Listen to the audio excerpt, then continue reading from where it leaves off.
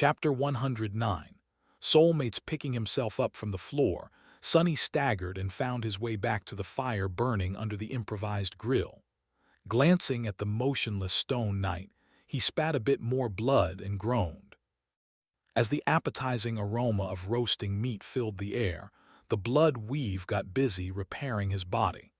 By the time his supper was ready, Sonny was able to breathe without wincing. Putting the meat on his prized possession, the luxurious silver plate, Sonny prepared to eat. On the forgotten shore, simple everyday necessities like plates were rarer than enchanted swords and magical suits of armor. In the whole cursed city, only Gunlog and his 5 lieutenants were able to dine with as much decorum as Sonny. Granted, he had yet to find even a single pair of chopsticks in this whole damn place, let alone something more technologically advanced like a spoon. Of course, Sonny could try and make one himself, but that wasn't the same thing. The Shadow Saint was silently looking at him with her burning ruby eyes. Feeling uncomfortable under her mysterious gaze, Sonny glanced at his plate, then at the menacing stone creature. You want some?" He raised a piece of meat and offered it to the taciturn monster. However, the stone saint showed no reaction at all. "Well, suit yourself." Using the prowling thorn as a kitchen utensil, Sonny dug in, devouring the juicy meat like a starving animal. With not a single human soul around, he didn't bother with table manners at all. That's the life. His perpetually hungry outskirt self would have been really shocked to see this extravagant feast. That was real meat. He had hunted and prepared it himself, no less. More than that, he got to enjoy a similar type of luxury food almost every day. Of course, that real meat had come from a revolting horror of a monster, but these were just small details. Chewing on the last piece with a sense of deep satisfaction, Sonny thoughtfully looked at the stone saint.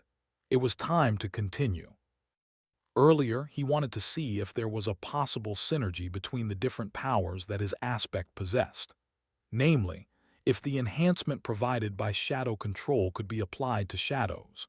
Sonny knew that his shadow was able to enhance his body, his memories, and with lesser effect, various inanimate objects. However, it was unable to enhance other humans and memories that belonged to them, as well as any living creature except for Sonny himself. He had secretly tested it during his travels with Nephi's and Cassie to come up with this conclusion. More importantly, it couldn't affect echoes. But what about shadows? Giving a mental command, Sonny sent his shadow in the direction of the stone saint and held his breath. Flowing like water, the shadow silently grasped the statuesque monster in its dark embrace. Then it seemed to disappear, as though absorbed by the stone flesh of the tenebrous night. A moment later, Stone Saint's ruby eyes blazed with crimson fire. Her smooth granite skin shined with dark radiance once again, smoky wisps of the ghostly gray fog oozing from beneath her stone-like armor like dancing flames. Suddenly, it felt as though the temperature in the hidden chamber dropped by a couple of degrees. Shadows around the menacing creature seemed to swell, becoming deeper and darker, like a vast mantle sewn from boundless empty blackness. The elegant stone saint had always looked dangerous and deadly, but now she was downright fearsome. Even without having the shadow saint strike him again, Sonny could tell that the experiment ended in a resounding success. It was apparent that the two types of his shadows were practically created for each other. Her power was increased twofold at least. A bit peeved, he looked down and sighed. Why does she look so much cooler than I do when using the shadow? Shouldn't it be the other way around? I'm the true divine shadow here, me. Where's my aura of mysterious coolness? Shaking his head, Sonny lamented his lack of good looks and simultaneously congratulated himself on becoming the master of such a stylish monster. Technically, it didn't matter how his shadows looked, just as long as they were powerful. However, he was secretly glad that his first shadow was not only powerful, but also a darkly beautiful sight to behold. Killing monsters was great, but killing monsters while looking good was even better. Wait, if she can use my shadow, what else can she use? Suddenly excited, Sunny finally swallowed the half-forgotten piece of meat and dismissed the stone saint. Then, he shifted his perspective to look at the soul sea and summoned her again, this time inside it. The shadow appeared in the whirlwind of black flames and stood motionlessly upon the still waters of the silent sea. Her mysterious ruby eyes stared at him through the narrow visor of her stone helmet. Not wasting any time, Sunny looked up at the spheres of light circling around the shadow core. What if I can equip her with actual memories? What to choose? She was extremely strong and very proficient with her round shield, so wasn't it logical to assume that a tower shield would suit her even better? Coincidentally, he happened to have one of those. Sunny summoned the memory that he had gotten in one of the fights on the streets of the cursed city. It was a large, square tower shield that was almost as tall as him. The thing was too heavy and unwieldy to actually use in combat, at least not by Sunny. Plus, he wielded a takai, which could only perform to its full potential while held in both hands. Grabbing the cumbersome shield, Sunny walked over to the Shadow Saint and handed it to her with a hopeful smile. Here, take this, please. The shadow stared at him for a few moments, then lowered her head and glanced at the tower shield. Come on, take it. His heart skipped a beat when the statuesque creature slowly raised her hands and grasped the memory with her stone gauntlets. Yes, that's right, now use it. The stone saint obediently brought the shield to her chest, and then shattered it. Sunny froze, his mouth hanging open. Your memory has been destroyed. And what? The shards of the broken memory turned into a river of tiny sparks of light, just like the echo of the carapace scavenger, and the azure blade had done before disappearing forever. My tower shield. Sunny felt a sharp dagger of sorrow stab at his heart. Yes, the shield was of no use to him, but it would sell for so much money in the real world. Why did this evil thing have to break it? Why wasn't his beautiful chair enough? He gazed at the tiny sparks, wanting to cry. However, a moment later his eyes widened. Because the river of sparks did not disappear. Instead, it circled around the stone saint's body and then suddenly flowed through it, separating into two streams. Each stream was then absorbed by one of the dark embers burning in the depths of the living shadow that was hiding inside the monster's body. Sunny blinked. Stone Saint has grown stronger. Sunny stared at the Shadow Saint, dumbfounded. The storm of emotions that the destruction of the tower shield had produced was still tugging on his heartstrings, but now an equally powerful feeling was slowly welling up in his chest. Not knowing how to process all of this, he simply blinked a couple of times and said in a flat tone, "Huh. So let me get this straight." He gave the shield to his pet monster, hoping that she would be able to use it. And she did, sort of. It's just that instead of wielding the memory, she ate it.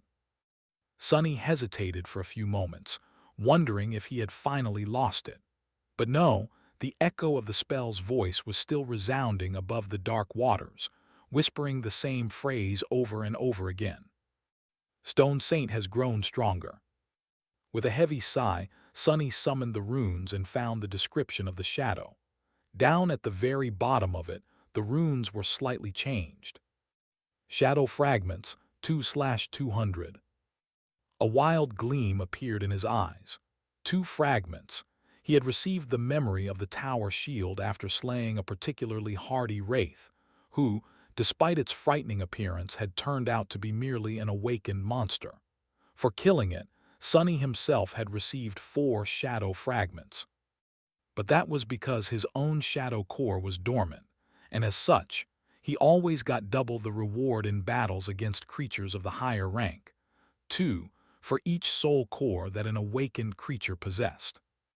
The Stone Saint was such a creature herself, so it was logical to assume that she would not receive the same treatment. The tower shield had come from a monster with 2 awakened cores, so she received 2 fragments for consuming its memory. Which meant that, with a fire of excitement burning in his eyes, Sonny hurriedly summoned another memory. A disgusting eye with a menacing vertical pupil appeared from the dissipating brightness of the descending sphere of light. That eye came from a basilisk-like creature that Sonny had killed a few weeks ago. To survive the battle, he had to fight it with his own eyes closed, relying solely on the shadow sense to move through the rubble and dodge the attacks of the deadly beast. In the end, he had beheaded the vile thing with a slash of his swift blade seconds before being ripped apart by its claws. It was a fine test for his nascent combat skill. Sadly, the memory came with none of the powers that the actual beast had possessed. It was only capable of producing a harmless beam of red light, which could only be used for creating mood lighting, at least in the case of Sonny, who could see in the dark. Grabbing the eye, he held it out for the stone saint to take. The shadow grasped the disgusting thing, brought it to her chest, and then crushed it in her armored fist. Once again, the memory disintegrated into countless tiny sparks of ethereal light, which were then absorbed by the darkness hiding inside the elegant creature's body. Stone Saint has grown stronger.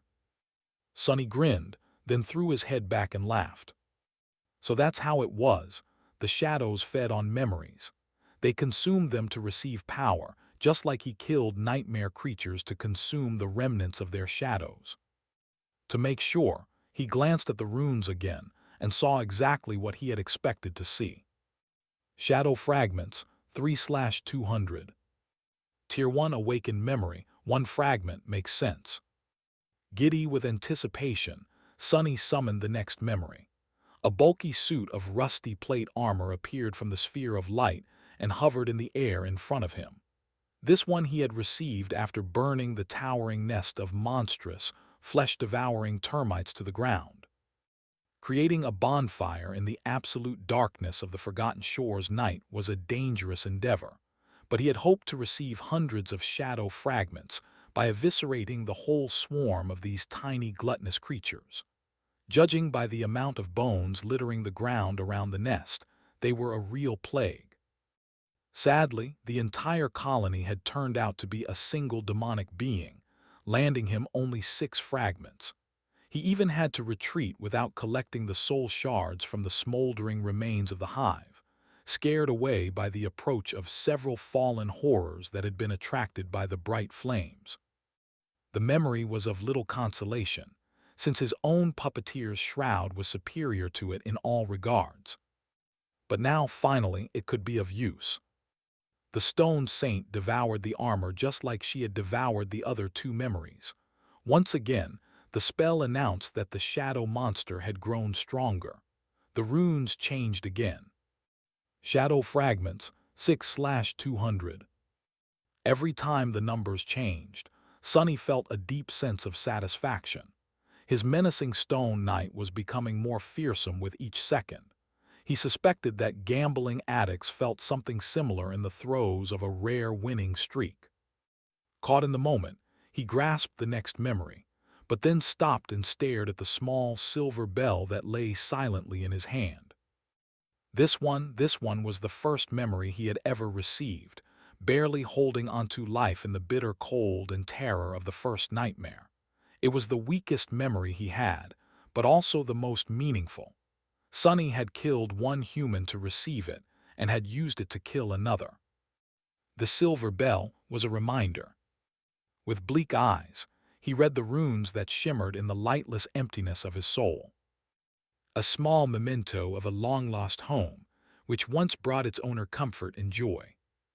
Suddenly drained of the excitement that had been consuming him just a few moments ago, Sonny sighed heavily and dismissed the memory. There was a dark expression on his face. Glancing at the motionless Shadow Saint, he turned away. That's enough for today. Ah, what a long day. I think I'll go to sleep now. Leaving the Soul Sea, he stood silently for a few minutes, then slowly walked to his bed and fell on it. Dismissing the puppeteer's shroud, Sonny wrapped himself in the blanket and closed his eyes. He was so tired. Sonny woke up from the oppressive feeling that drowned the whole world. The sunset was drawing near, and with it, the abyssal shadow of the Crimson Spire had once again fallen on the cursed city. The distant spire could be seen from anywhere in these somber ruins, looming over the forgotten shore like an eternal dark omen. It was cyclopean and unimaginably high, with its roots growing from the endless sea of crimson coral, and its peak lost somewhere beyond the veil of gray clouds. In these past few months, Sonny had gotten accustomed to its presence and learned to not pay it any attention. Thinking about the spire was a sure road to madness. After all, somewhere inside that inconceivable structure lay their only hope of ever returning home. And hope was a poison. Yawning, Sonny stood up and stretched his arms. His good mood, which he had momentarily lost for some strange reason, was already returning. Now that he had some time to put the events of the previous night into perspective, he understood even more clearly how amazing his luck had been recently. The acquisition of the Stone Saint and her following transformation into a shadow were nothing short of miraculous. His life was about to change for the better. However, Sonny had to think things through thoroughly. He was in uncharted waters in regards to how to cultivate his pet monster. The initial excitement he felt after realizing that the Shadow Saint was capable of consuming memories to collect shadow fragments was gone. In its place, there now was a series of uncomfortable questions. Sonny had spent somewhere around 6 months on the Forgotten Shore. In all this time, he had only been able to collect 3 memories that were suitable to be fed to the shadow, giving her mere 6 shadow fragments. With the current speed of progression, he would have to wait for 16 full years to see his labor bear fruit, and find out what exactly was going to happen once the Stone Saint had accumulated all 200 shadow fragments that the runes demanded. Even among the elites of Gunlog's army, there was no one who had survived on the Forgotten Shore for more than 10 years. The king of the castle himself had only been here for 8, and only lived that long in large part due to luck. Granted, Sonny's battle ability would grow dramatically once the deadly Stone Knight was added into the equation, but still, it was too long. He had to think of something. While he was doing the math, Sonny's eyes fell on the iron chest that stored his painstakingly accumulated fortune of soul shards. Distracted, he froze for a few moments, then hesitantly approached the chest and stared at its lid. By the standards of the Forgotten Shore, he was an incredibly rich man. His fortune could buy him a lot of things in the castle, from comparatively simple to increasingly rare and hard to come by. Some of the things that could be easily bought in that pit of despair, he didn't even want to think about. What interested him the most, however, was the possibility of acquiring a large amount of memories. Powerful memories with useful enchantments were not cheap. In fact, they were extremely expensive, but he didn't really care about the quality. Since Stone Saint could get the same amount of fragments from the most useless of memories, all he needed was quantity. If he were to spend all of his shards, her power would instantly leap by a considerable amount. In the future, he would be able to cultivate the shadow at double the speed, half of the materials coming from the memories he would be acquiring from slaying monsters, the other from the memories he would be buying with the soul shards the monsters had left behind. That would potentially reduce the overall time frame to a somewhat sensible period. However, there was a big problem with this plan. Once Sonny began to spend a large number of soul shards, he would inevitably draw a lot of attention. Dealing with random daredevils who would try to rob him, while not pleasant, was not a big problem. But if Gunlog himself were to become interested in his exploits, that would spell disaster. And then there was Nephi's, whose presence made any sort of planning futile for reasons that only she and Sonny knew. Everyone else seemed to be blind and deaf to the truth, which was the source of the problem. Sonny frowned and turned away from the chest. I might come back to this idea later, but first, I'll have to check if consuming memories is the only way for a shadow to grow stronger. He still wanted to know if the stone saint could absorb shadow fragments by slaying nightmare creatures, just like he could. Some time later, Sunny was cautiously moving through the stone maze of the forsaken city. Able to become one with the shadows, he had a certain advantage over anyone else who would dare to explore these cursed ruins in the absolute darkness of the night. However, even he was always just one step away from death. Attracting the attention of the real masters of the streets, the fallen creatures who dwelled here from the ancient times, would be the end of him. Sunny had no illusions about that. Humans only survived here by learning how to avoid the fallen ones and seek out weaker monsters to hunt. There weren't a lot of lesser creatures who were able to secure a foothold in the cursed city, so hunting them was always dangerous. Nevertheless, that was what Sunny had made into his profession, and that was what he was doing now. Finally, he reached the area where he had observed a particular creature in the past. Surprisingly, Sunny was intimately familiar with that type of monster. After all, one of them had almost cost him his life in the past. Somewhere around this particular street, a lone carapace centurion had made its lair.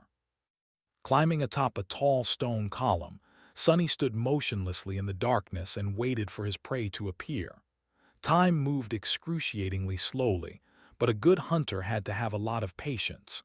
His dark eyes pierced the veil of night, observing the ghostly ruins. 1 hour passed, then another. Sunny waited. Soon, his patience was finally rewarded. From the deep darkness of one of the toppled buildings, a familiar hulking shape appeared in all its menacing beauty.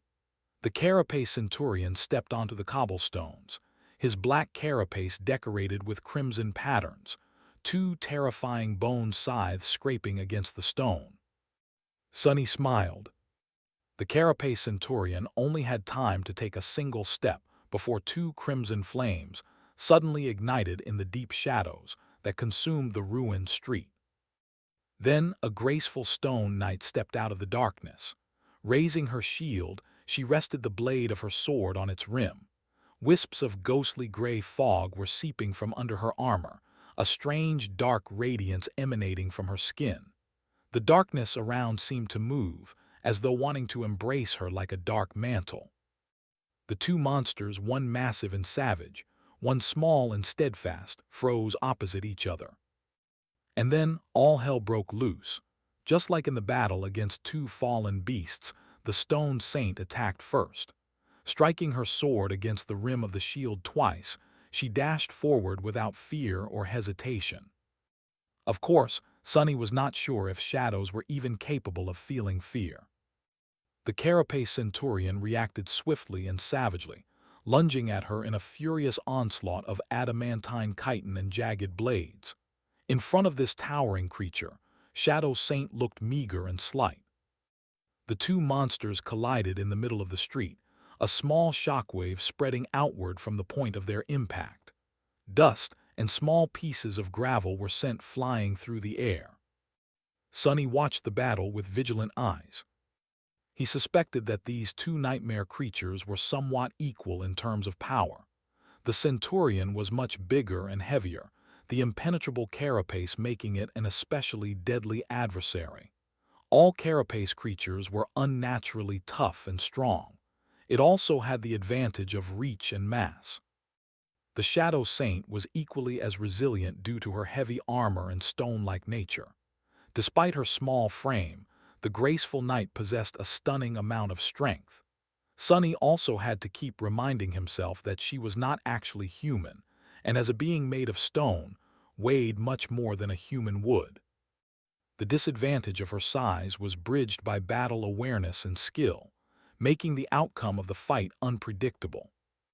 However, that was only true if he failed to account for the dark embrace of his shadow. With its reinforcement, the stone saint was unimaginably more powerful. Sunny was pretty sure that the centurion stood no chance. Meanwhile, the 2 monsters were entwined in a ferocious battle. The Shadow Saint withstood the onslaught of bone scythes by bashing one away with her shield and evading the other. Not losing her momentum, she brought the shield down and slammed its edge into the centurion's carapace, causing the hulking creature to stagger. The force of the impact was so grievous that it sent cracks running through the impregnable carapace. Sonny marveled at the sight, congratulating himself on the decision to not test the augmented monster's strength on himself. Using the opening that she had created, the Stone Saint twisted her torso and delivered a backhand blow with the boss of the shield, striking the same spot again. The already damaged chitin plate splintered, revealing the soft flesh beneath. A moment later, she was already moving to evade the fierce retaliation of the savage carapace creature. The graceful knight was miserly in her movements, dodging each strike with measured precision. Although Sonny was only a novice in the art of combat, he had learned enough to be able to recognize the hints of a distinct battle style in how the Stone Saint fought. Her whole technique was based in simplicity and economy of movement, each action calculated and efficient. Combining hard blocks, dodges, and deflections with grounded footwork and well-timed ripostes, the Shadow was able to create a stark contrast between defense and offense, the former being solid and indomitable, the latter abrupt and inevitable. It was very different from the flowing and unpredictable style that Nephi's had used, and that he himself had been taught. Only now did Sonny realize that the basic katas and forms he had practiced were in fact very unique and unusual. Where did his fighting style come from? There was a lot to consider here, both in terms of how to improve his current technique and how to incorporate new elements into it. However, that was a task for the future. Right now, he was more interested in the outcome of the fight. The Stone Saint was already suppressing her monstrous enemy. A few of the Centurion's legs were either broken or severed, streams of azure blood gashing out of the terrible wounds. However, it was still resisting furiously. But no matter how enraged it became, the silent and menacing poise of the graceful Shadow Knight was much more terrifying. Just at that moment, the Shadow Saint sidestepped a downward slash of one of the Centurion's scythes and then pinned it under her greave. Using her weight to immobilize the enemy's weapon, she delivered a vicious blow with the rim of her shield and shattered the bone blade into pieces. The carapace monster screeched, dazed by the loss of its scythe, and immediately tried to eviscerate the loathsome little fiend with the remaining one. However, he was a fraction of a second too late. With one side of its body left defenseless, the Stone Saint now had much more space to attack. Deflecting the scythe with the shield, she dashed forward and lashed out with an upward slash, severing it near the joint. Continuing the motion, she then stepped through the rain of azure blood and mercilessly thrust her sword into the opening in the Centurion's armor that had been created by her at the start of the fight. The stone blade pierced through the flesh of the monster and devastated its spine. The force of the blow was so immense that the tip of the sword broke through the chitin on the Centurion's back. Pulling the sword out of the dying creature's body with one sharp motion, the Shadow Saint shook the blood off the blade. Then, she indifferently stepped back and froze, seemingly turning into a dark, motionless sculpture. Only the crimson fire still burning in her ruby eyes betrayed that the shadow was alive. Sonny held his breath, waiting for the spell to speak. Soon he heard its faintly familiar voice. "You have slain an awakened monster, Carapace Centurion. Your shadow grows stronger." Slightly disappointed, he summoned the runes and checked the number of the shadow fragments in his possession. Shadow fragments, 307/1000. 93 left to 400, he thought automatically. Then, just to be sure, Sonny glanced at the description of the Stone Saint. Shadow fragments, 6/200. So, just like with the echoes, the kills performed by the shadow benefited her master instead of the monster herself. It seemed as though consuming memories was truly the only way to feed the Stone Saint. Sonny frowned. Well, that complicates things. After the Shadow Saint had ruthlessly eviscerated the Carapace Centurion and confirmed Sonny's suspicion that he wouldn't be able to cultivate her in that way, he was left with nothing much to do. The knight was still young, but he had already achieved his goal. Now, he was free to do whatever he wished. However, there weren't very many options available in the cursed city. He could continue to hunt, reveling in the newfound power. With the Stone Saint at his command, Sonny would be able to bathe the ruins in monster blood. However, that thought, no matter how seductive, left him uneasy. Hunting in this hellish place required patience and preparation. He only survived this long by carefully scouting the potential battlegrounds in advance and studying his prey from the shadows to learn its strengths and weaknesses, not rushing into a fight until he was absolutely sure that there was a solid chance of victory. Shadow Saint or not, betraying these principles would still get him killed. And with his mental state slightly unstable, Sonny didn't trust himself to stay cautious once the easy wins kept piling up. He had to proceed slowly. Looking around the quiet ruins, Sonny smiled slightly. Actually, he wasn't that far from the library. He had indeed turned hunting nightmare creatures into a sort of profession, but it was just that, a job. Like any well-adjusted young man, he also had a hobby. In his free time, Sonny liked to explore the ruins. The warm feeling of satisfaction he had experienced after finding the hidden nest of the vile thieving bird never left his memory. There was something deeply engaging in uncovering fragments of long-lost history and piecing them together. Maybe Sonny had inherited this passion from teacher Julius, or maybe it had always been slumbering deep within his heart.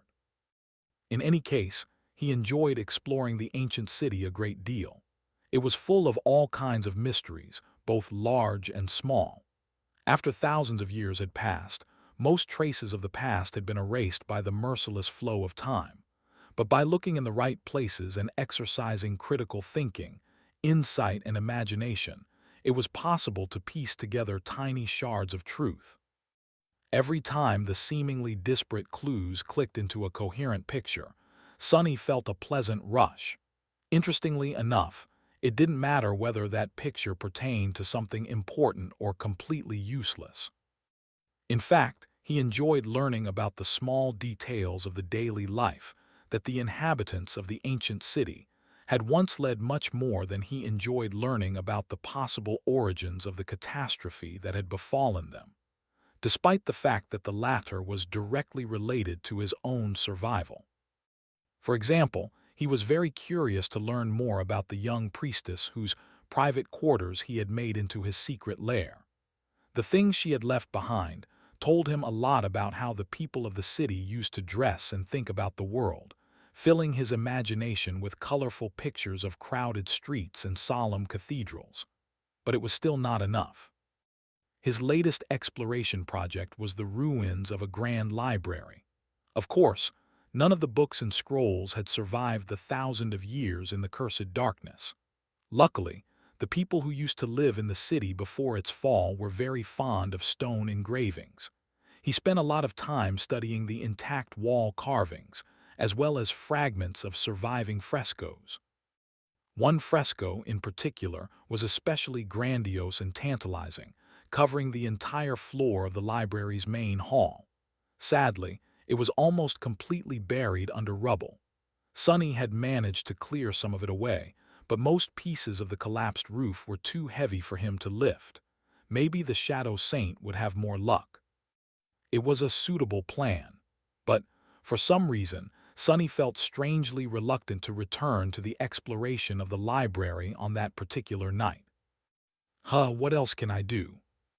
He jumped down from the stone column and approached the dead Carapace Centurion to carve out some meat and the soul shards. Come to think of it, the spot marked on the crude map that he had found on the body of the strange hunting party's leader was not that far away, too. Maybe he could check it out. Sonny vehemently shook his head. No, the map has to be fake anyway, right? Trying to suppress the unhealthy fire of curiosity burning in his chest, Sonny concentrated on the task at hand. Once the meat and the shards were in his possession, though, the persistent desire to follow the map returned. And if it's not fake, that's even worse. Who knows what kind of horror those fools were searching for? Surely there wouldn't be any treasure or important secrets hidden there. This whole thing smelled of nothing but peril. In fact, it reeked of something sinister, terrifying, and utterly evil. Sonny sighed. But honestly, what's the harm in taking one tiny look? It's just one look. What's the worst that can happen? Quietly stepping through the stone rubble, Sonny cautiously approached the spot marked on the map. For some strange reason, very few nightmare creatures seemed to choose this remote part of the city as their hunting grounds. It was as though they were compelled to avoid this place. Come to think about it, that fact alone would be enough to scare Sonny away. In normal circumstances, but with the stone saint hiding in his shadow, he felt a bit braver. He would be able to run away if anything happens, at least. Approaching a large building that had been magnificent once, Sonny climbed over the collapsed wall and found himself in a dark and secluded courtyard. In the center of the courtyard there was a well. Its round mouth loomed like an open wound in the stone, filled with nothing but empty blackness. The well was covered with a strange, ornate iron grate. It must have weighed several tons at least, as though someone desperately wanted to prevent anything from ever lifting it from its place and leaving the well open. Sonny gulped before approaching and looking through the grill of the grate.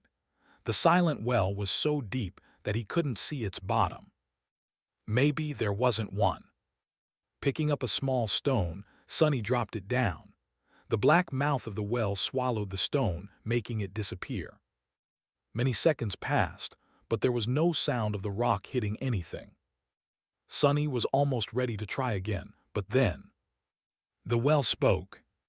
A melodic, strangely enchanting voice resounded from its dark depths, filling Sonny's ears with sweetness. "Ah, Guiltythree." He staggered back, his eyes opening wide in fear. "Nope, not doing that." Sonny wanted to turn around and run away, but something stopped him from following his instinct. He sensed that leaving without finding out more was going to be a wrong decision. And the voice sounded so human-like. It was like the voice of someone you would want to be your friend. He shook his head, breaking free from the reverie. What were those damned fools up to? What are they doing there in that damn castle? I need to warn Nephi's. No, wait. I need to find out more first. I'll try to understand what is going on here, but if there's any sign of danger, I run. Gritting his teeth, Sonny forced himself to stay still. A moment later, the well whispered. "How wonderful! I haven't been fed in a long, long time." The enchanting voice came from the well in a wave of whispering echoes. It was soft and charming, flowing like a smooth, silken melody. It seemed to belong to a young man, if mere humans could even possess such a voice. A divine being would suit it more. Or a profane one. Sonny wasn't in the mood to appreciate the smooth and rich texture of the voice, though. He was covered in cold sweat. The echoes whispered, "Time, time, time." In all his time on the forgotten shore, Sonny had only met one other creature capable of mimicking human speech. The memory of that encounter still made him tremble. The thing that had come from the depths of the dark sea in a mantle of fog and stolen Cassie's voice was by far the most terrifying being he had ever met. He didn't even want to remember the utter horror he had felt when the swarm of whispering voices had surrounded him. On that night, Sonny had only been able to keep his sanity intact because of the blind girl's timely warning. He had only survived the meeting with the creature that possessed a human voice by keeping his eyes tightly shut. And now here was another. Why were those hunters searching for this ancient horror? He frowned. If something sinister was brewing inside the castle, he had to warn Changing Star. But he couldn't do anything before establishing at least some understanding of the entire situation. That's why Sonny forced himself to stay still despite the fact that every instinct in his body screamed for him to run away. Instinct was not always the best advisor. Humans possessed intelligence for a reason. The black fissure of the well loomed in front of him like a pool of darkness. Suddenly, he was incredibly grateful for the immensely heavy ornate grate that kept the charming talker imprisoned in the lightless depths. Sonny licked his lips and tried to regain his composure. Ready to summon the stone saint and the midnight shard at any moment, he took a step forward and gazed into the dark emptiness once again. Then he slowly said, "It's nice to meet you." He couldn't quite believe that he was trying to communicate with the terrifying prisoner of the well instead of running away without looking back. Life was sure full of surprises. Until the moment it gave you the last one, of course. A soft chuckle resounded from the well. After its melodious murmur disappeared in the darkness of the secluded courtyard, the voice said, "Oh no, the pleasure is mine." The echoes whispered, "Mine, mine, mine." Sonny was considering his next words very carefully. My life might be depending on what I say next. He couldn't help but remember old fairy tales about terrible monsters that liked to play riddles with lost children. One wrong answer, and the children were devoured, never to be seen again. Was he going to end up in similar danger? It was still not too late to turn back.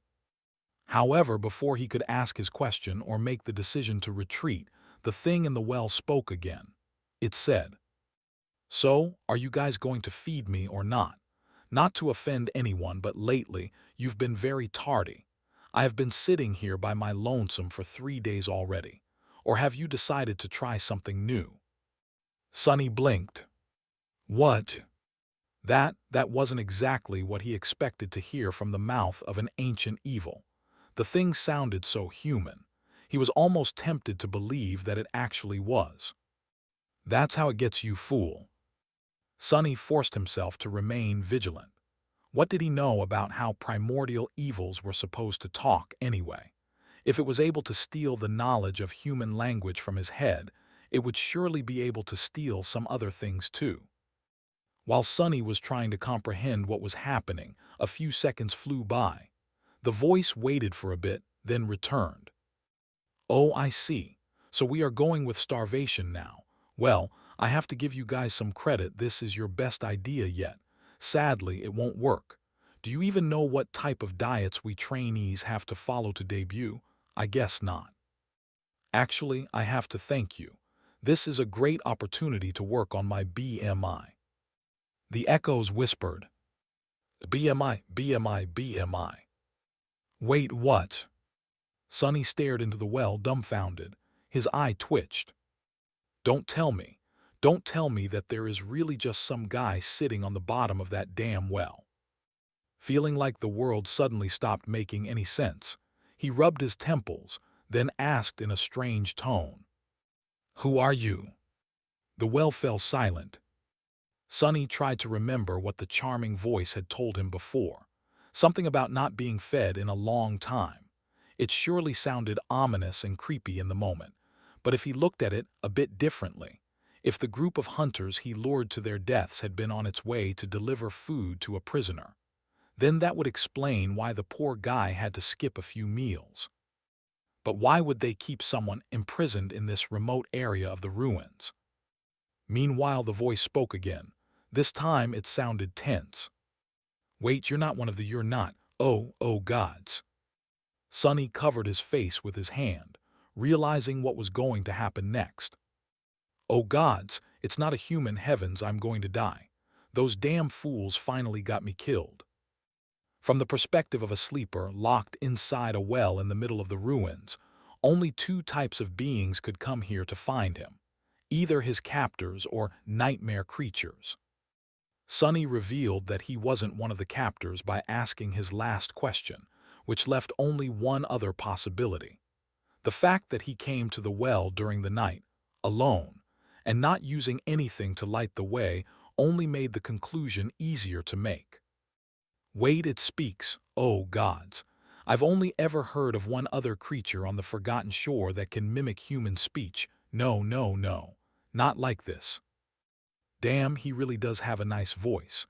It's beautiful even when full of despair. Huh, what? It's just a voice. Why am I so enamored with Was he so desperate to hear a human voice? Why, he was doing fine on his own. Great even, better than ever. Focus on the task. But what exactly was the task? Sonny had never expected to find a human at the end of the crude map. What was he supposed to do now? I guess the first step would be to find out who the guy in the well is and how he got there. Then I can decide what to do with him, or if I should do anything at all.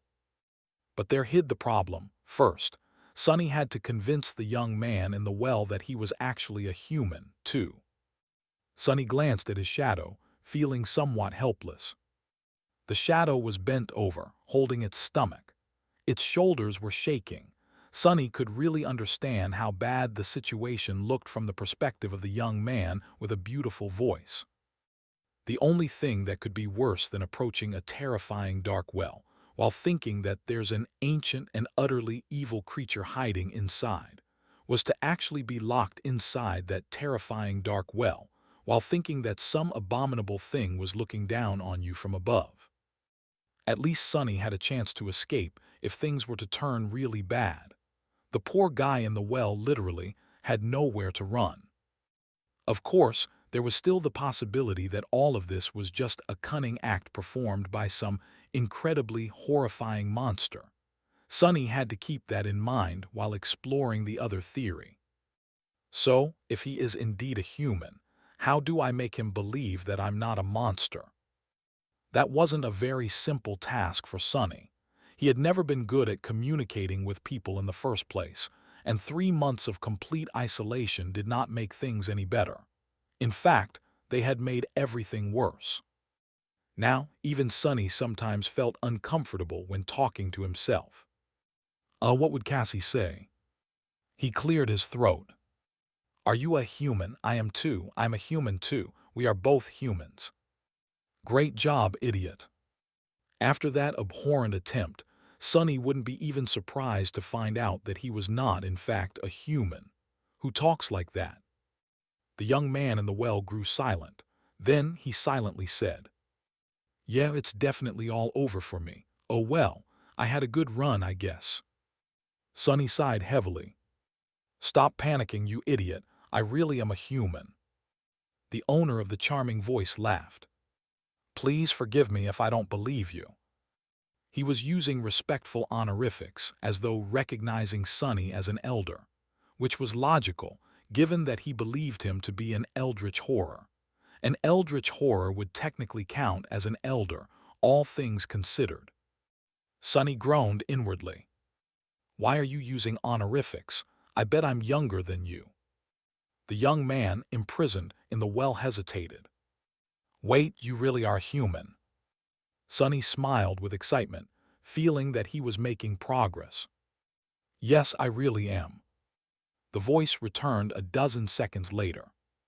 How come you're here alone and in the middle of the night? You also don't seem to have any source of light with you. Please don't get angry, Sir Monster, but that's not exactly something a human would be able to do. Maybe you should work on your story a bit more next time you venture out to devour innocent souls. Just a piece of friendly advice. Sonny sighed. Very funny. I'm able to walk around the city at night because my aspect allows me to hide in the darkness. I can also see through it too. How did you end up in this well anyway? The young man lingered before answering. How does one usually end up in these situations? A bunch of thugs decided to shake me down for my memories. I politely refused, and here we are. They've been keeping me here for a couple of weeks, trying all kinds of methods to get me to transfer the memories to them.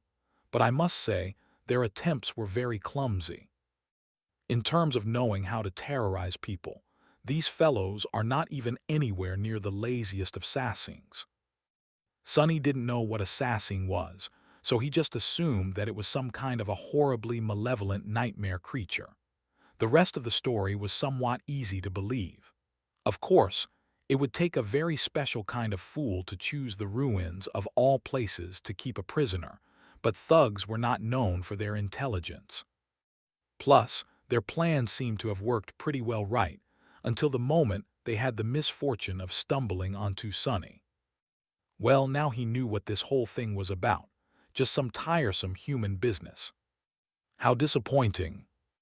Nephi's and Cassie were also not in any sort of danger, at least not with regard to this mess. The mystery was solved. He had wasted a whole night on this nonsense. I see, well, goodbye. With an annoyed sigh, Sonny turned around and began to walk away. However, the owner of the beautiful voice stopped him. Wait. Are you really human? Sonny grimaced. I've told you already. The young man imprisoned in the well hurriedly asked. Can you maybe get me out of here? Those guys are not coming back tonight, I think. If you help me escape, I'll make it worth your while. Sonny scratched the back of his head, then frowned. In what way? After a short pause, the charming voice returned again, this time somewhat hesitant. Well, you might not know this, but I am quite a rich person. I have a whole stash of soul shards back in the castle. Some might even say that I have a small fortune. Half of it is yours if you get me out of this pit. That's 10 shards at least. Sonny suddenly got an idea. Of course, he did not need the 10 shards that the young man was offering. The fact that he had these shards, though, that was potentially very useful. If he wanted to avoid unnecessary attention when buying memories with his hoard of soul shards, he would need a suitable proxy. A sleeper with a lot of shards of his own, one that was indebted to Sonny no less, was a perfect candidate. He smiled. Do people know that you have a fortune? The young man answered, a bit of surprise in his voice. Do they know? Yeah, I guess they do. I am known to spend a lot from time to time, on entertainment as well as, some other things. I'm a patron of arts, one can say. Perfect. So no one would be surprised if he suddenly begins to spend shards on memories. However, there was a small problem. Sonny could remove the grate, but he had no way of helping the poor guy climb out of that unimaginably deep well. Even if he was to use the prowling thorn, he doubted that the invisible string would reach that far. Its maximum length was not that impressive. And he certainly was not going to climb into the creepy well himself. Plus, he still held a bit of suspicion about the charming young man's identity. He was almost certain that he was human, but the remaining tiny bit of doubt was enough to make his paranoia ring the alarm. After hesitating for a bit, Sonny said, What's your name? The melodic voice answered, It's Kai. Sonny sighed. Well, Kai, I don't know how to tell you this, but unless you can fly, I won't be able to help you escape. The young man grew quiet. After a long pause permeated with deathly silence, he then said in a strange tone, I can. Sonny blinked. What? Did he hear wrong? No, that was unlikely. Maybe Kai was just willing to say anything in his desperation to escape. The prisoner of the well chuckled. I can fly, that's my aspect ability. Sonny considered Kai's words. An ability that allowed the awakened to fly was not unheard of, but it was rather rare. And here on the forgotten shore, where a cursed flood of darkness devoured the world every night, it was nothing short of priceless. Sonny couldn't even imagine how easier it would have been to traverse the labyrinth with someone like Kai by his side. Suddenly, it made a lot more sense why someone like him would possess a small fortune of soul shards. It also explained why his captors were so gentle in their attempts to force the memories out of the young man. He was much more valuable alive. Sonny remained motionless for some time, thinking things over. After a while, Kai spoke again, his pleasant voice tinted with a bit of apprehension. Well, would you help me? Sonny sighed and walked back to the dark fissure of the well. All right, I'll remove this grate and you can fly out. However, I don't really need your shards. If you want to come out of there alive, you'll have to do something for me instead." The prisoner of the well hesitated, then cautiously asked, "What?" Sonny smiled. "I'll tell you when you need to know. Don't worry, it's nothing serious. I just need help completing a few errands inside the castle. So, do we have a deal or not? If not, I'll be on my way. I've wasted enough time here already."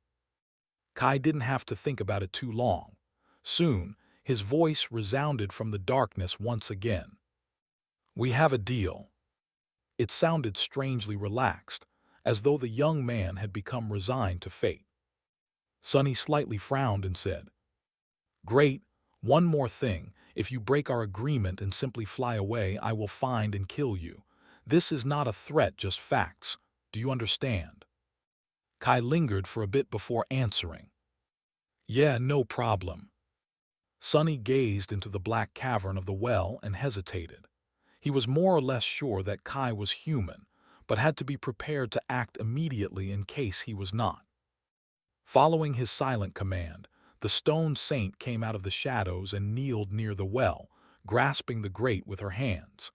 The steel of her gauntlets scraped against the ornate iron, and with some visible effort, she slowly moved the heavy grate to the side.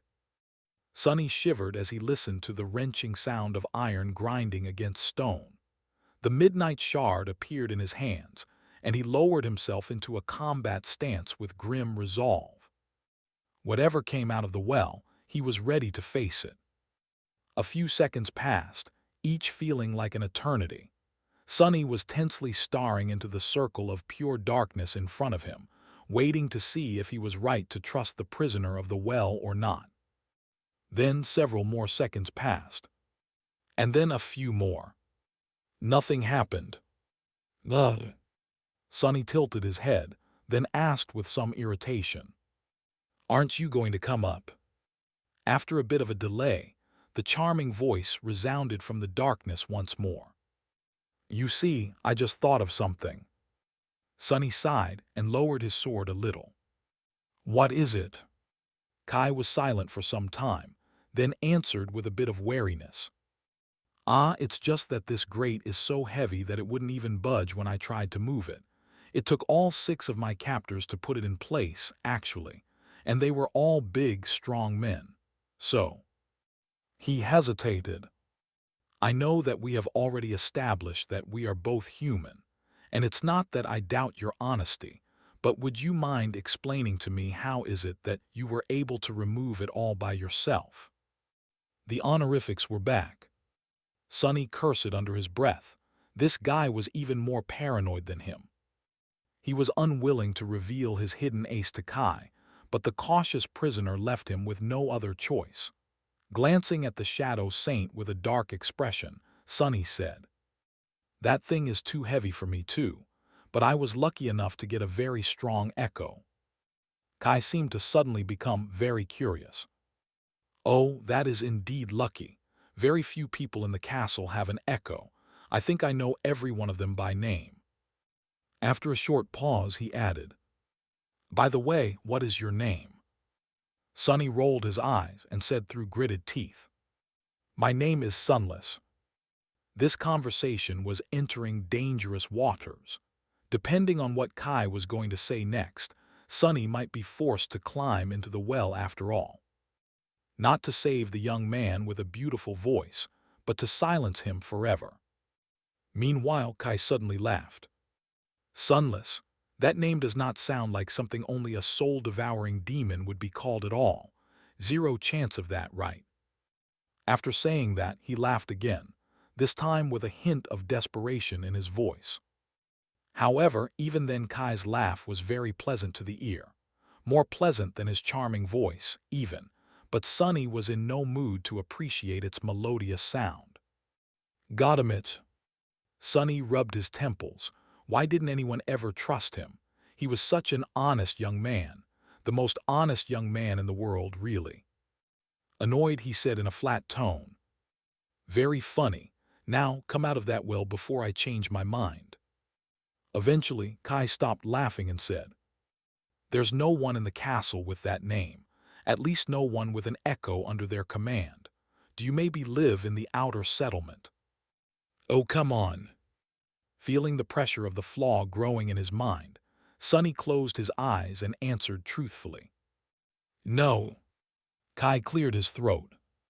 So, you are someone who walks the cursed ruins alone at night, possesses the strength of at least 6 men, dwells in the darkness beyond the castle walls and calls himself Sunless.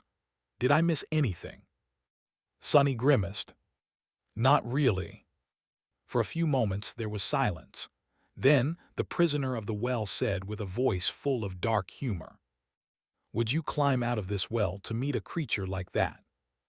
Hidden in the darkness of the cursed night, Sonny smiled with a bit of menace and said, "If I was in your shoes, I would, and I think that you should do it too. Do you know why?" After a small pause, Kai asked with sincere interest, "Why?" Sonny stopped smiling and allowed a cold indifference to seep into his voice. "Because I can put that grate back any time." Without waiting for Kai's response, he ordered the stone saint to move the grate a little. A moment later, the horrid sound of iron scraping against stones invaded his ears once again. Almost immediately, the prisoner of the well changed his tune. All right, wait, stop." The shadow saint released the grate, allowing silence to reign over the lonesome courtyard once again. Kai was quiet for some time, and then said with dejected reluctance, "You'd better not be a demon, all right. Stand clear, I'm coming out." Sonny felt a soft breeze lightly caress his cheeks, and then something moved in the darkness of the well. Gripping the hilt of the midnight shard tightly, he prepared for the worst. On the other side of the dark fissure, Shadow Saint slowly raised her shield and rested the blade of her sword on its rim. However, they had nothing to fear. A few moments later, a graceful figure appeared in the air, rose above the well, and then gently landed on the stones in front of it. The corner of Sonny's mouth twitched. The owner of the charming voice was indeed human. It was a young man wearing a light lamellar armor, with luscious dark auburn hair and mesmerizing green eyes. His well-fitted armor was made out of burnished brown leather, with deep blue embroidered garments beneath. However, for a moment, he wished that Kai actually turned out to be a demon. Because the damn guy not only possessed the most charming voice he had ever heard, but was also drop-dead gorgeous. Honestly, it was simply unfair. Kai was tall, slender, and incredibly handsome. His face was small, perfectly shaped and beautiful, with high cheekbones and flawless ivory skin. His green eyes were nothing short of electric, and his lips were soft and full like what am I thinking? What's more, he seemed to possess that special type of warm charm that made some people almost irresistibly attractive. Sonny wouldn't be surprised to find out that droves of girls simply fell to Kai's feet every time he happened to casually walk by. Perhaps a few guys, too. Even worse still, the bastard looked like a genuinely nice person, without the smallest trace of arrogance or entitlement on his pretty face. There were playful sparks of humor hiding deep within his eyes, and one could be absolutely sure that when Kai smiled, cute dimples would appear on his cheeks. You couldn't even hate the damn guy. 2 weeks spent in the deep, dark pit did nothing to lessen his glamour, too. In short, Kai was the most beautiful person Sonny had ever seen, even compared to other awakened. He looked like one of those screen idols that people love to obsess over, only somehow even more attractive in person. Sonny glanced at himself, feeling a strong desire to grind his teeth in outrage. Well, this is just a cruel injustice, simple as that. Meanwhile, Kai noticed the Shadow Saint's burning ruby eyes, which were the only source of light in the absolute darkness of the night, and flinched back with a paled expression on his face. Oh no, it's a demon after all. Sonny got distracted from his self-pity and blinked. Then, feeling somewhat spiteful, he said, "I'm behind you, idiot." Kai froze, then slowly turned around to face him. Sonny didn't fail to notice that the young man held one of his hands out, obviously ready to summon whatever memory he used as a weapon. Blinded by darkness, Kai couldn't see him, of course. Well, good. Let's not let this fellow know that I'm not as, good-looking as he is for a few more moments. Pretending to be perfectly composed, Sonny asked in a calm voice. Haven't I told you that I had an echo? It's her over there. Well, sort of. That is to say, those aren't my eyes. The handsome sleeper hesitated for a few seconds, then said, Sunless, you really are human. Up until that moment, both of them were just disembodied voices to each other. But now, while Sonny had already made sure that Kai was not some ancient horror, or at least didn't look like one, the former prisoner of the well was still in the dark, both literally and figuratively. Last time I checked, I was still human, yes. If you have a memory to produce light, you can summon it and see for yourself. Kai lingered. Won't the nightmare creatures be attracted by the light? Smart and cautious, I like him. Sonny shook his head. Usually they would, by this courtyard is really secluded. Plus, there are not a lot of monsters in this area. I guess that's why those thugs chose this particular place to keep you imprisoned. With a sigh of relief, Kai summoned a paper lantern that glowed with soft yellow light. Sonny hissed. Arg damn.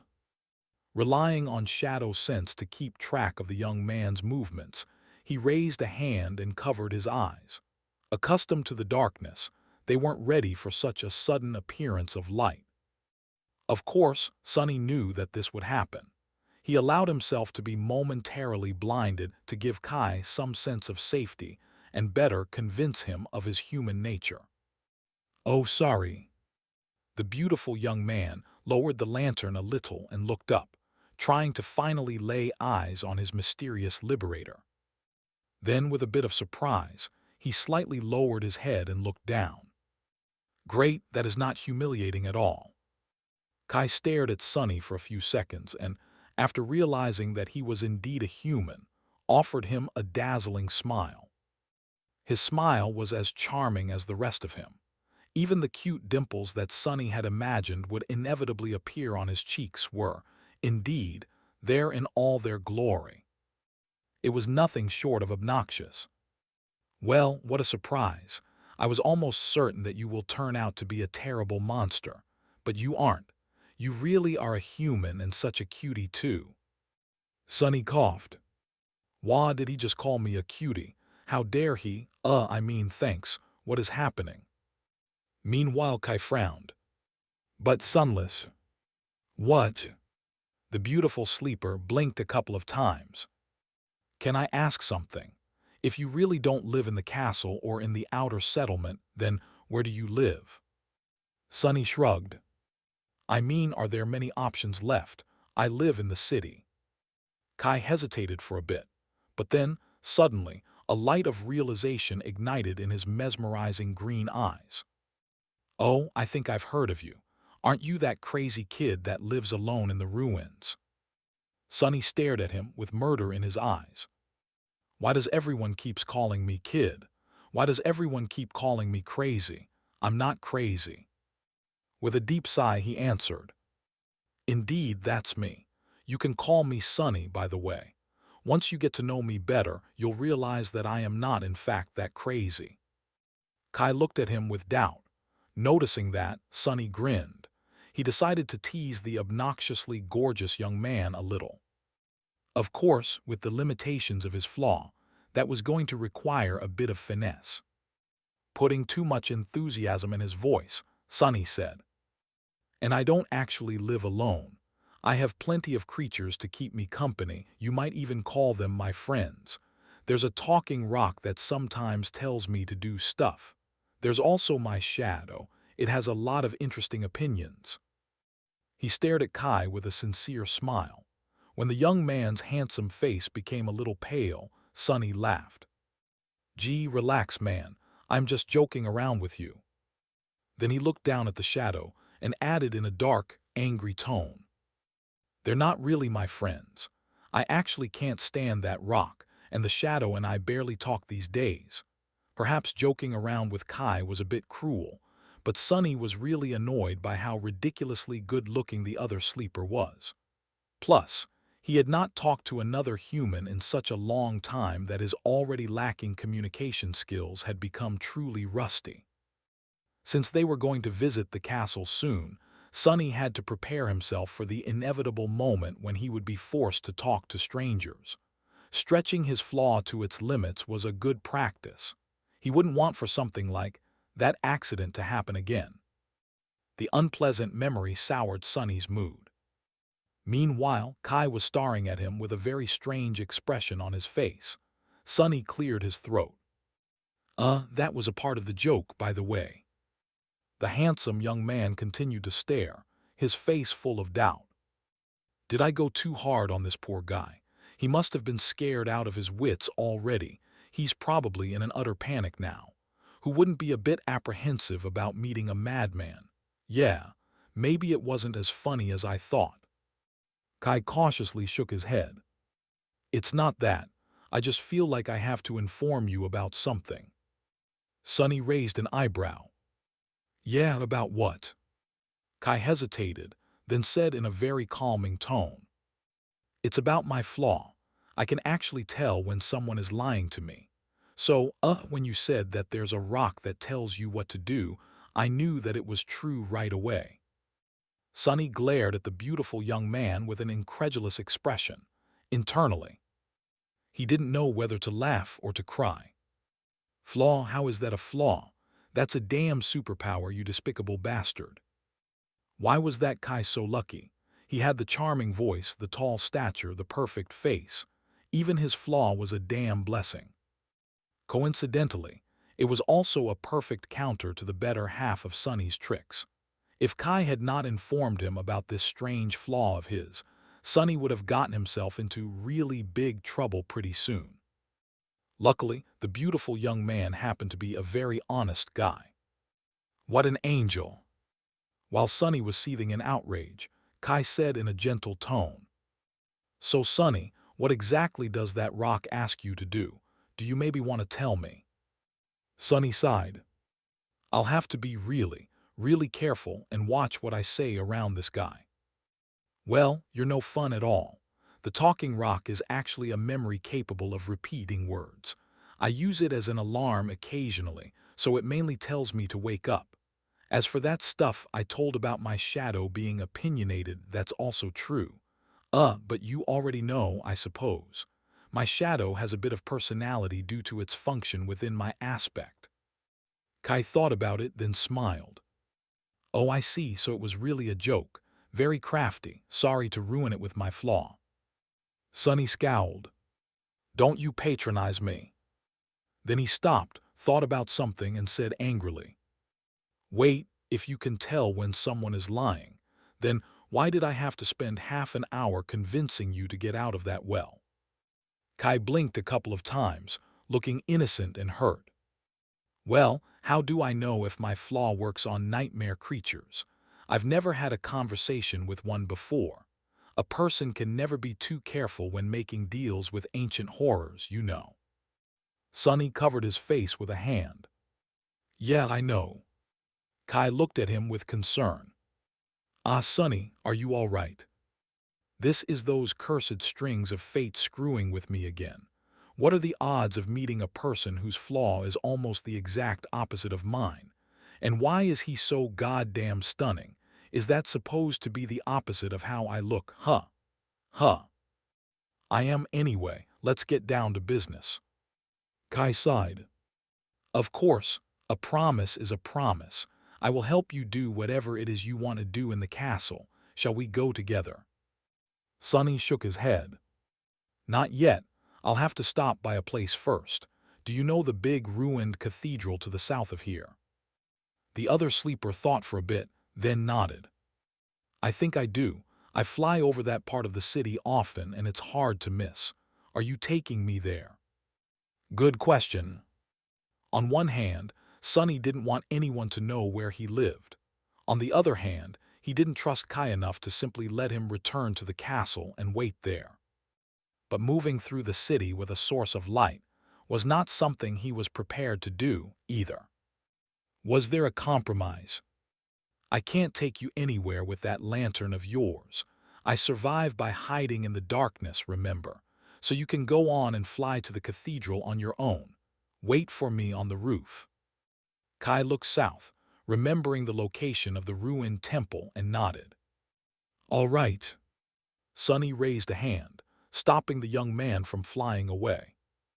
Wait, whatever happens, don't go inside the cathedral, okay? I'm not joking. There's a fallen devil residing inside, so if you do, he'll butcher you just like he had butchered that bunch of idiots who had kidnapped you. Kai stared at him in shock. What, they are dead? Sunny shrugged. How do you think I found you in that well? One of the dead thugs had a map on his body. I thought there'll be treasure hidden in the marked location. But the beautiful sleeper smiled. But it was something much better.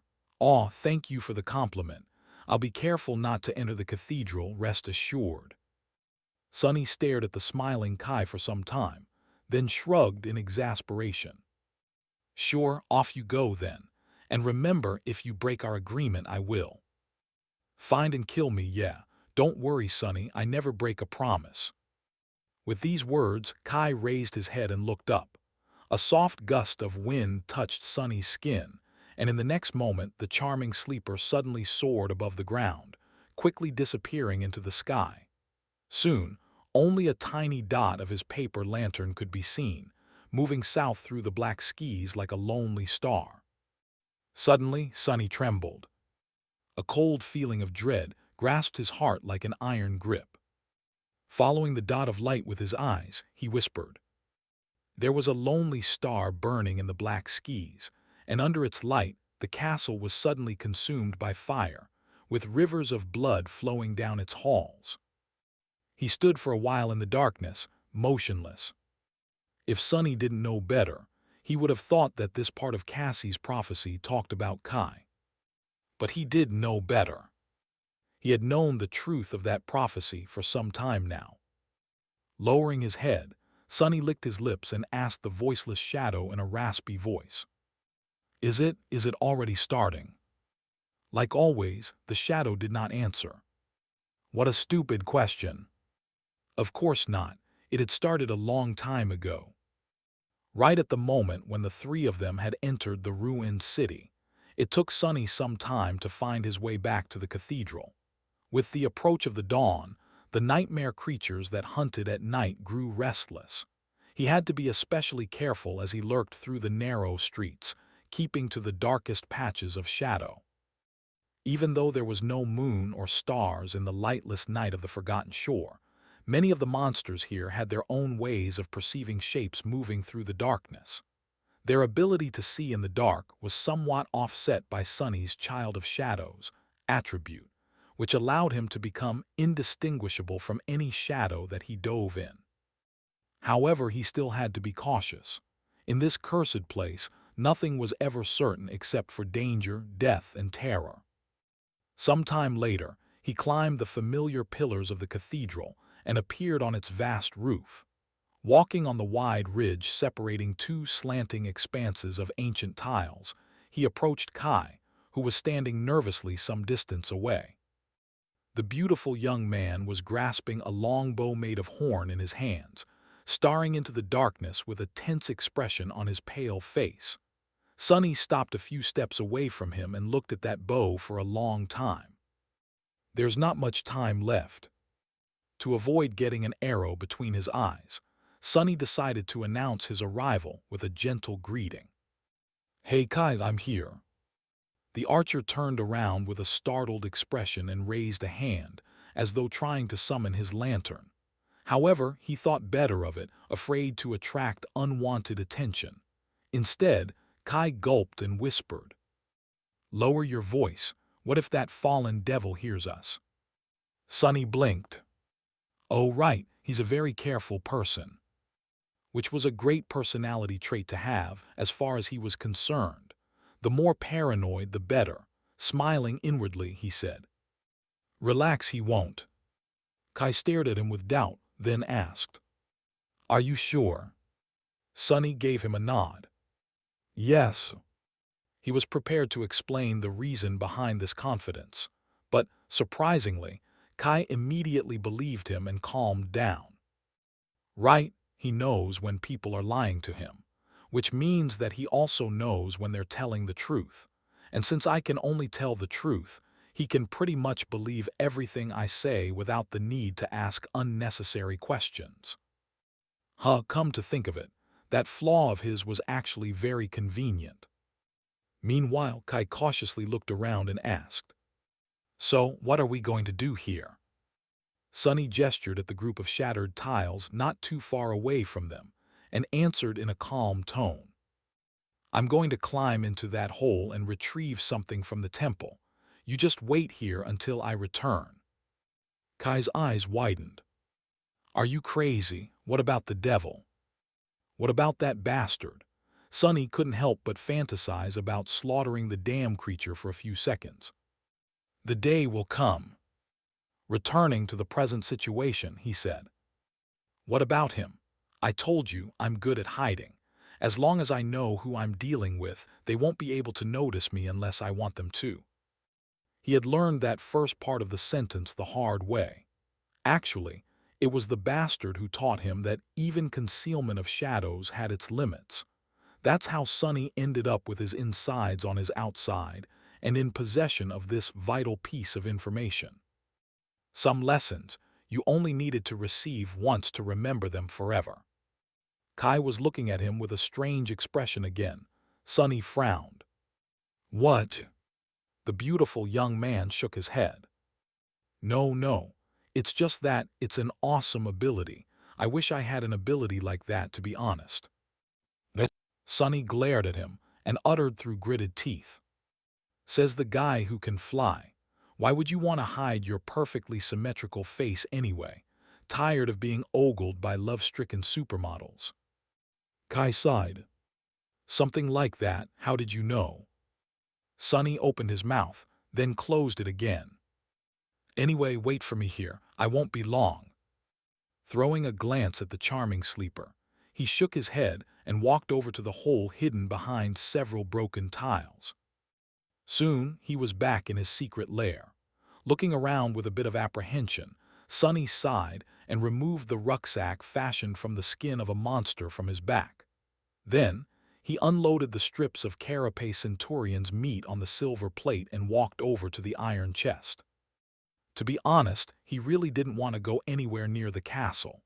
The idea alone made him long to stay in this dark, quiet, familiar room forever. But he couldn't. If he wanted to make the Shadow Saint stronger, he had to return to the human settlement and risk facing his fears. "Whatever, I'll just go in and out. Kai will be the one doing all the work anyway." With a heavy sigh, he raised the lid of the chest and began loading his rucksack with soul shards. Dozens of beautiful crystals were soon glittering inside. Sonny only took half of them, but the amount was already enough to drive many people to murder. He couldn't really blame them. On the Forgotten Shore, shards represented money, and money represented life. Without it, you couldn't buy yourself a place within the safety of the castle or procure food without having to risk death in the cursed maze of the city. Anyone would be willing to commit murder in order to survive. Keep telling yourself this.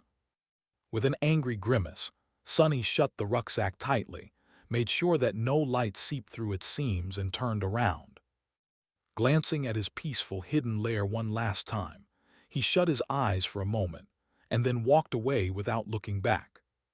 It was time to return to the castle.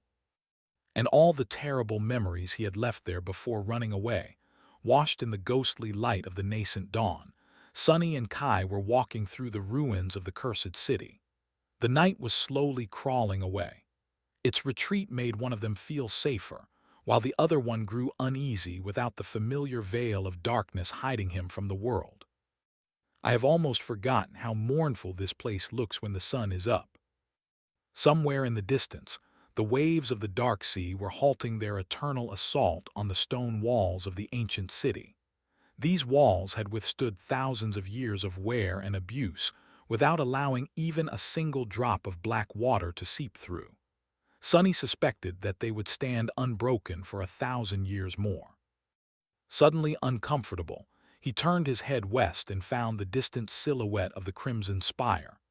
The menacing structure was looming over the forgotten shore like an evil omen, spelling doom to anyone who would dare approach it.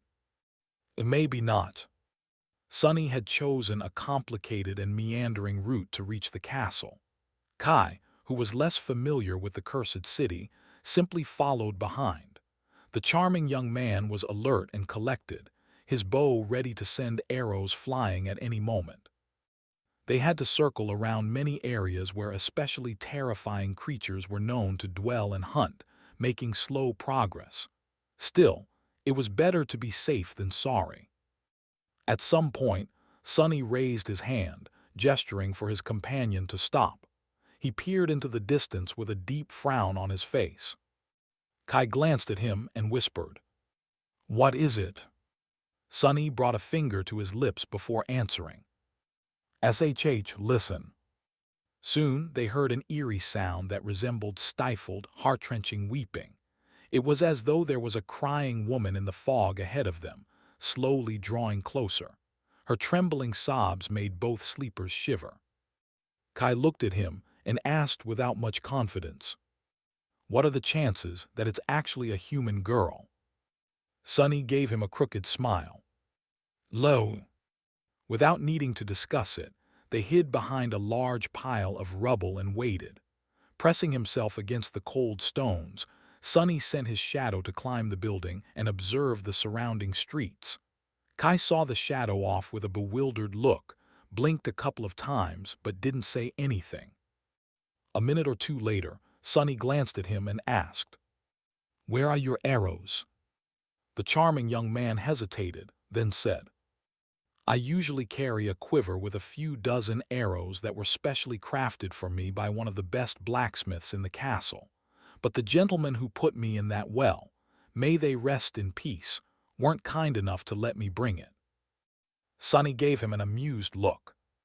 "So that bow of yours is actually useless?" Kai lingered for a few moments before answering, "I also have arrow-type memories."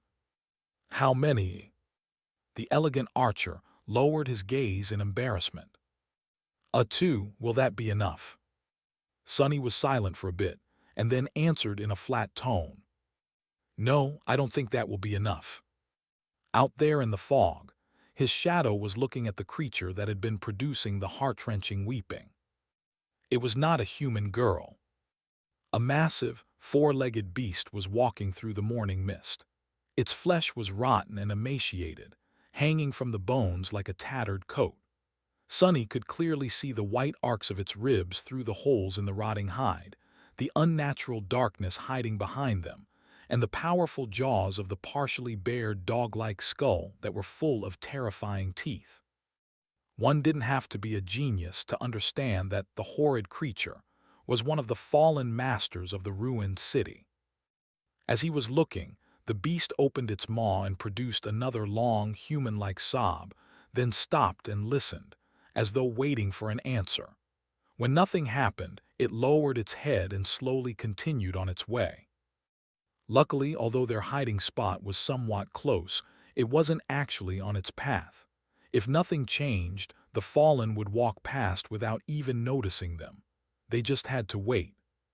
Sunny sighed. "We'll have to stay here for 10 minutes at least. Get comfortable." Once again, Kai didn't ask anything, simply taking Sunny's word for it. It seemed as though his strange ability to sense lies made the charming sleeper less prone to having a lot of questions, which was a wonderful quality to have, as far as Sunny was concerned. With nothing to do but wait, they had a bit of time to rest and catch their breaths. Sunny summoned the endless spring and took a few sips of cold, sweet water. Noticing that Kai was staring at him, he hesitated, then passed him the beautiful glass bottle. The charming young man drank greedily, as though someone dying from thirst. Come to think of it. Feeling a little guilty, Sunny asked, "When was the last time they gave you water?" Kai detached himself from the bottle, wiped his lips, and smiled in pure delight. "Ah, 2 or 3 days ago, I think. Thank you kindly." He returned the bottle and looked at Sonny with curiosity. "Hey, Sonny, can I ask you something?" Sonny tensed up and gave the charming archer a dark look. "You can." His eyes, however, hinted that he shouldn't. But Kai either didn't notice the menacing glare or wasn't bothered by it. "You came to the Forgotten Shore this last solstice, right?" "Yeah." Sonny held his breath, guessing what the beautiful sleeper was going to ask him. How they had survived in the labyrinth, why he had abandoned the castle, how he had survived in the ruins. Each of these questions could potentially lead to a disaster. Kai leaned forward with excitement in his eyes, hesitated for a second, and then said, What's the top music video in the charts out there right now?" Sonny blinked. What?" That was absolutely not what he had expected to hear. Noticing that the charming young man was staring at him with anticipation, he shifted and answered with a bit of uncertainty. I have no idea." Kai sighed, clearly disappointed, but then suddenly smiled again. The smile was wide and dazzling. "Can I ask you another question?" In the next 10 minutes, the foundations of Sonny's worldview were shaken to the core. Kai had drowned him in a torrent of questions, all of which had nothing to do with anything even remotely important. What interested the charming sleeper were very strange things like what types of shoes were in fashion, which celebrity wore what to some pompous award ceremony, who of them had a scandal, and what was that scandal about, what was the latest dance craze, and so on.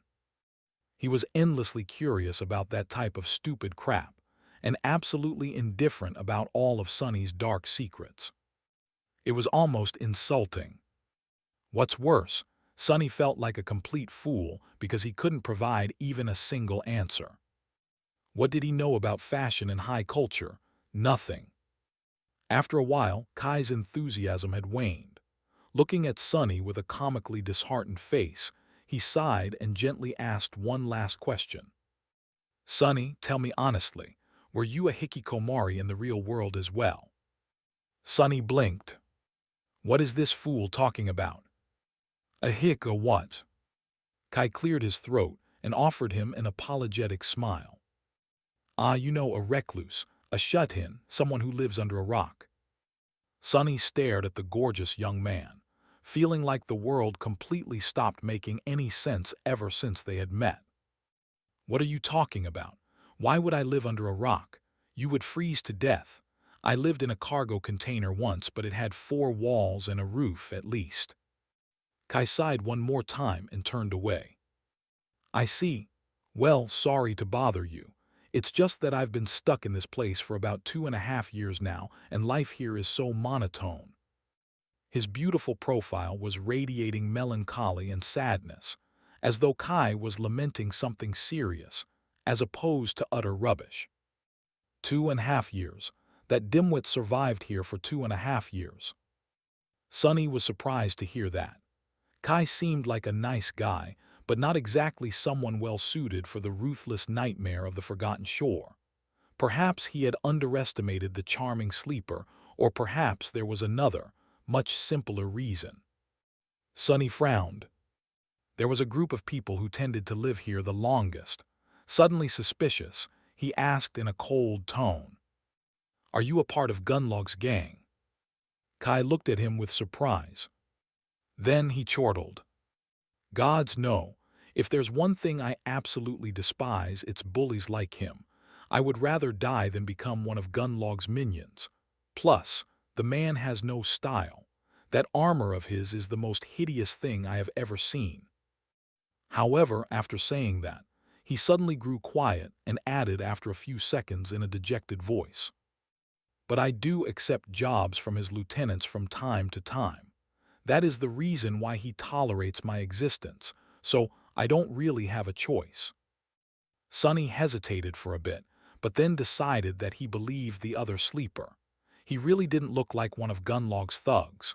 Besides, if he had been one of them, no sane person would have dared to kidnap and imprison him. members of Gunlog's cohort were nearly untouchable, which meant that Kai was, indeed, much more capable than Sunny had given him credit for. Interesting. Noticing that the eerie sobs of the fallen beast had grown sufficiently distant, he shifted his perspective to the shadow and made sure that the terrible creature was already far away. Standing up, Sunny dismissed the glass bottle and said, "We're safe now, time to move." Once they were ready to leave, he summoned the shadow back and prepared to take the first step forward. However, then Sunny suddenly stopped and glanced at the charming young archer with hesitation. "Hey Kai, can I ask you a question as well?" The older sleeper smiled, honesty and eagerness written all over his face. "Of course." Sunny was silent for a couple of seconds, then said in a strange voice, "That armor of yours, do you wear it because it's the best one you could get, or because it looks good?" Kai looked at him with confusion. Raising one exquisite eyebrow, he said, "I don't understand the question. Is there a difference?" Sunny closed his eyes, sighed, and turned away. "Never mind, let's go." As the sun rose above the horizon, they went deeper into the city, slowly approaching its center. The castle stood on a tall hill in the middle of the cursed city. It was grand and magnificent, with dozens of towers rising into the air, each supported by a number of elaborate arches and columns. Grotesque gargoyles were staring down on the ruins from under the eaves. The road leading to the castle was as impressive as the castle itself. It was narrow and heavily fortified, circling the hill in a way that allowed the defenders of the castle to endlessly rain arrows down on any possible attacker. At the end of the road, a grandiose staircase led to the gates of the castle. In front of it, there had once been a vast stone platform, meant to serve as the gathering ground for the soldiers in case the enemy was to somehow breach all but this one last line of defense. Now, the platform had turned into a makeshift settlement, with small shabby buildings made out of stone, wood, and anything else the inhabitants of this slum could get their hands on standing chaotically here and there, forming messy groups and narrow alleys. This place did not look like the outskirts where Sunny had grown up, but it had the same unmistakable air of misery, fear, and desperation. As the two of them approached the outer settlement, several sleepers greeted Kai with friendly smiles. "Hey Knight, glad to see you, man. Where have you been lately?" Kai smiled in embarrassment. Flying around. What about you, pal?" While the charming young man was exchanging pleasantries with his acquaintance, Sunny cautiously looked around. The place had imperceptibly changed since the last time he was here.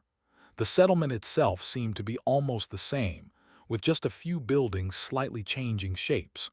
The people, however, somehow seemed more energized and confident, as though the ever-present fear of death and starvation was not as pressing anymore.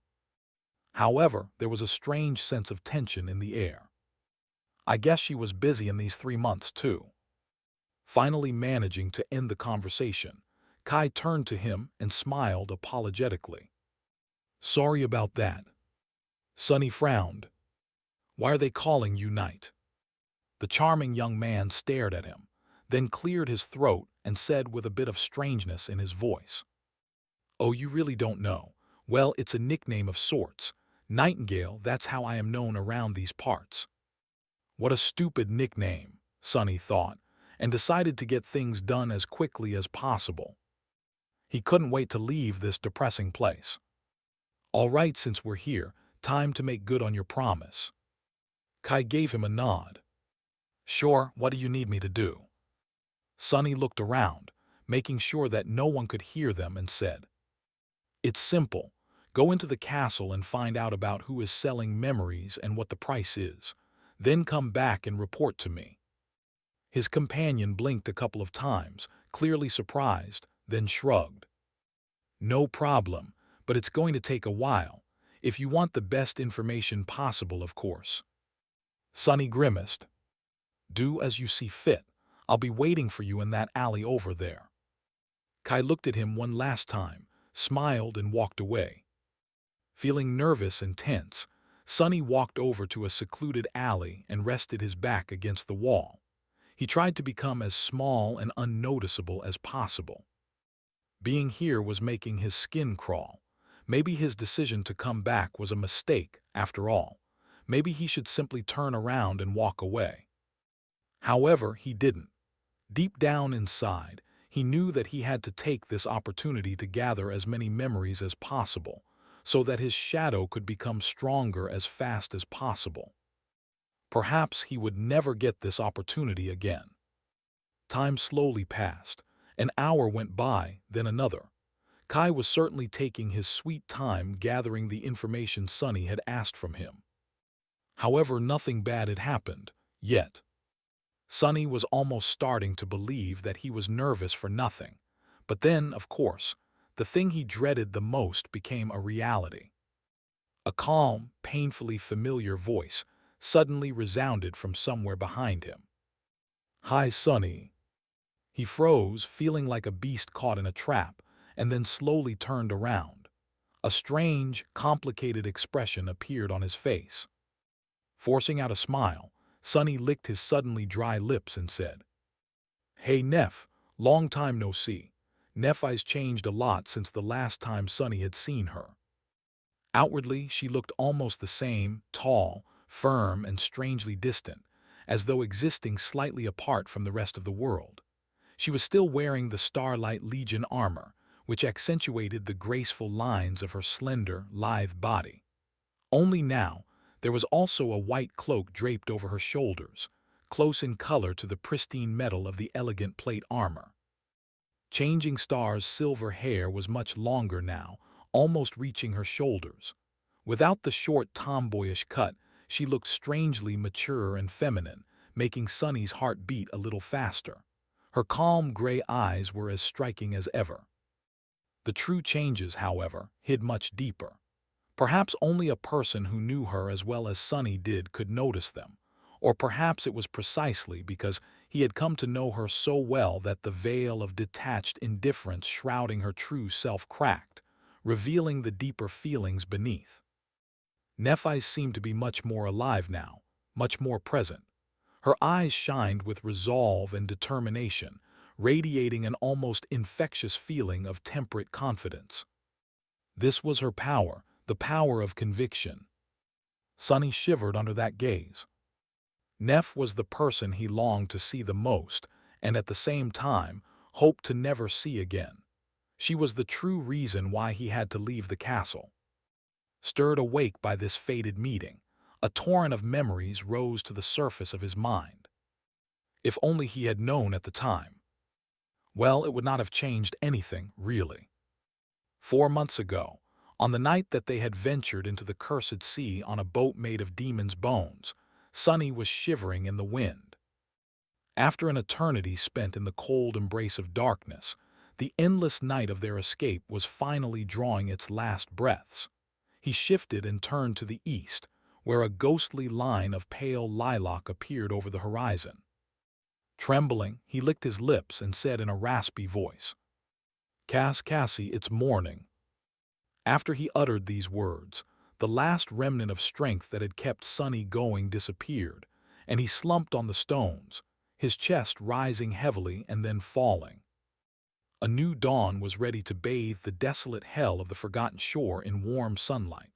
They had survived.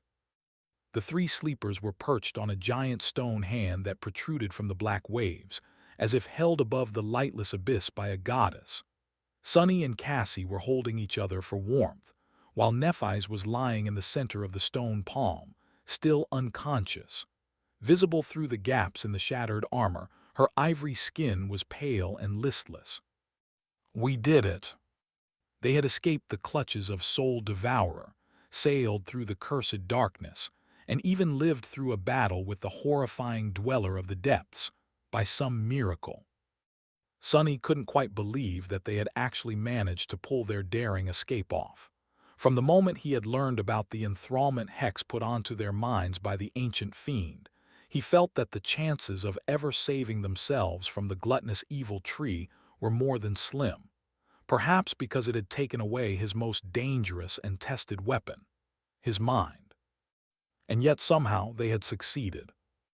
Utterly exhausted, Sonny closed his eyes and listened to the dark sea as it retreated to hide from the coming sun. Without even noticing it, he slipped into the embrace of sleep. When he awoke, the sun was already high in the sky. Sonny expected to feel crippled now that adrenaline had left his battered body, but to his surprise, he wasn't in even half as much pain as he had anticipated. Blood weave was truly a miraculous attribute to have for someone as prone to disasters as he was. Even his broken finger wasn't hurting that much anymore. Sonny still had to groan while sitting up, though. Cassie was sleeping by his side, as drained by the events of the previous night as he was, perhaps even more so. Her delicate face seemed vulnerable and pale, twisted in an anxious frown. Sonny sighed. Nephi's had yet to regain her senses.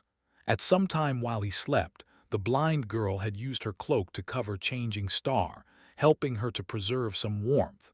Neph lay still and motionless, her face drained of all color. Only the quiet sound of her breathing told Sonny that she was still alive. He trembled, remembering the harrowing sight of her mangled flesh restoring itself in the crucible of purifying flame. Unleashing that flame always took a heavy toll on Nephi's, bringing her unimaginable pain and suffering. Who knew what price she had paid to pull herself away from the doors of oblivion? He had not even realized before that she could use it to heal herself. Perhaps there was a reason why she had never done so in the past. Only time could tell.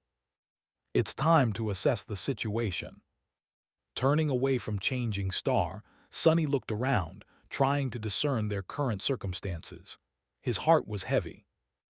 If they had survived the attack of the tentacle monster and the ensuing shipwreck, only to find themselves stranded in the middle of the cursed sea, with no way to continue forward, that would be a truly macabre twist of fate. To the east of them, there was nothing but the empty expanse of the colossal crater. Same thing for the... Sonny froze, noticing a dark line in the distance. That was the western edge of the crater. They had almost crossed it. Feeling a strange excitement grasping his heart, Sonny quickly turned around and looked west. His eyes widened. For a few moments his head was silent and empty. Then a single thought appeared in it. We were so close. He sat quietly for a long time, forgetting about everything else. A few hours later, Cassie finally woke up. Feeling that he wasn't next to her anymore, she called in a frightened voice. "Sonny." He licked his lips. "I'm here." Cassie sat up and stretched her hand out, finding his shoulder. Why do you sound so strange?" Sonny blinked, then slowly turned his head to look at the blind girl. A tentative smile found its way onto his face. "Cassie, we found it. We have found that city you saw." In the end, Nephi's had remained unconscious for 2 whole days. Sonny was really starting to worry about her. But then, on the 3rd day, Changing Star had finally come back to her senses. At the time, he was sitting on top of the giant hand's index finger, staring west with a warm, excited feeling in his heart. They did it. They were finally going to go home. Sonny couldn't wait to return to the real world. He didn't even care about becoming an awakened and the corresponding leap in power and status that much anymore. All he cared about was his soft bed, mountains of delicious food, and limitless hot showers. Sonny lowered his head and glanced at Nephi's, trying to determine if there was anything wrong with her. In the webtoons, one of the characters was bound to suffer from something like amnesia right before things were about to take a turn for the better. But Changing Star seemed to be fine. She was still the same Neph he had known, tall, firm, and strangely distant, as though there was an invisible barrier separating her from the rest of the world. When the gaze of her striking gray eyes fell on him, Sonny felt his heart beating a little faster. He smiled. "Thank gods." Nephi's frowned, lowered her head, and then asked in a flat tone, "Why are you smiling?" Realizing that he was grinning from ear to ear like a fool, Sonny blinked, then tried to shrug with false indifference. Abort, abort, divert her attention. Look behind you. The sight of what lay in the west was one of the reasons for his good mood, so it wasn't that much of a stretch. Neff stared at him for a few moments, then sighed and turned around. Behind her, a tall city wall built of gray polished stone towered above the slopes of the colossal crater. That wall was a sign that all their suffering was not in vain, and that all their dreams were about to come true. It was Hope. Thanks for watching. Please subscribe and like the video and comment down if anything wrong in the story. And if have any suggestion to a new novel or want next part of any series, comment down. Our target is to get 1K subscriber. There will be SUPRISC for all of you. Stay tuned.